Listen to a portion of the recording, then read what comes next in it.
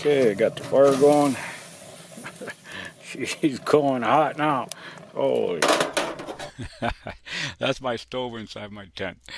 You can really get them going pretty good. But this photo here is my tent.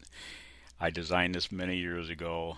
I came up with this design because one time while camping up there, a wind had collapsed the tent right on top of me.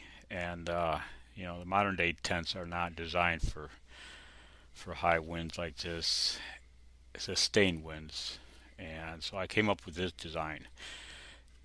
And you can see the snow stacked on side of the walls and stuff.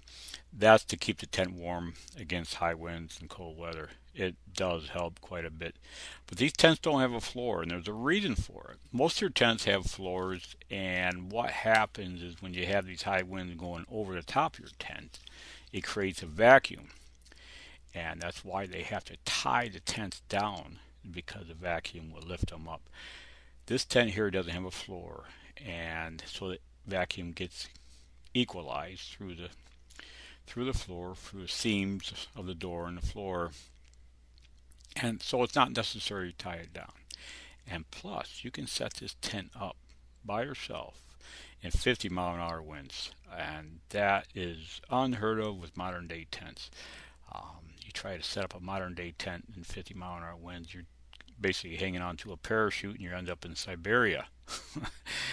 But this is the tent I live in while I'm in the Arctic.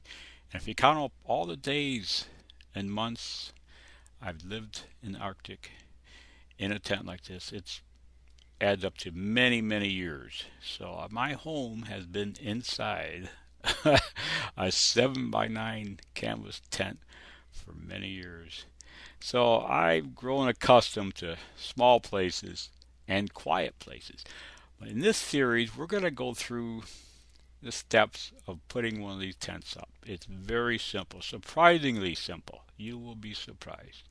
But it has to be simple. Everything you do in the Arctic or in the wilderness has to be simple. You cannot have anything complicated.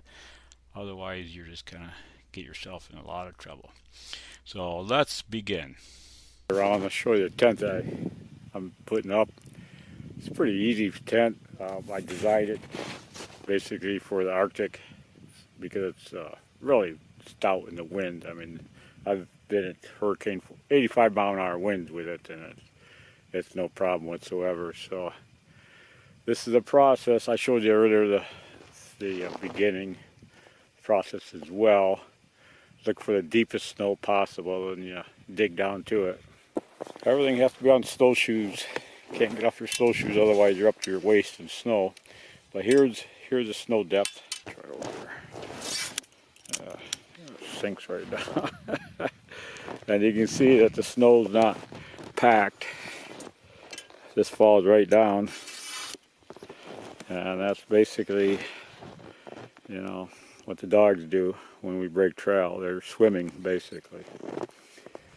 So this is it. This is the mountains of the Arctic.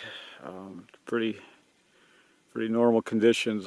Heavy snow this year, though. Heaviest I've ever seen it, but still, there's always a lot of snow here. I've decided to speed the film up here a little bit, keep it from getting bored, but what I'm doing is digging down into the tent. The tent only is about 38 inches tall, so you have to dig down so you can stand up in a portion of the tent. And this is one of the big secrets of this tent. That hole you dig like that, that's called what I call a cold hole. That's where all the cold air goes when you're inside of it, and the cold air is heavier than the warm air. Then it goes down that hole, then of course seeps out from beneath the door. That's the beginning, and so you have to have some shoveling skills.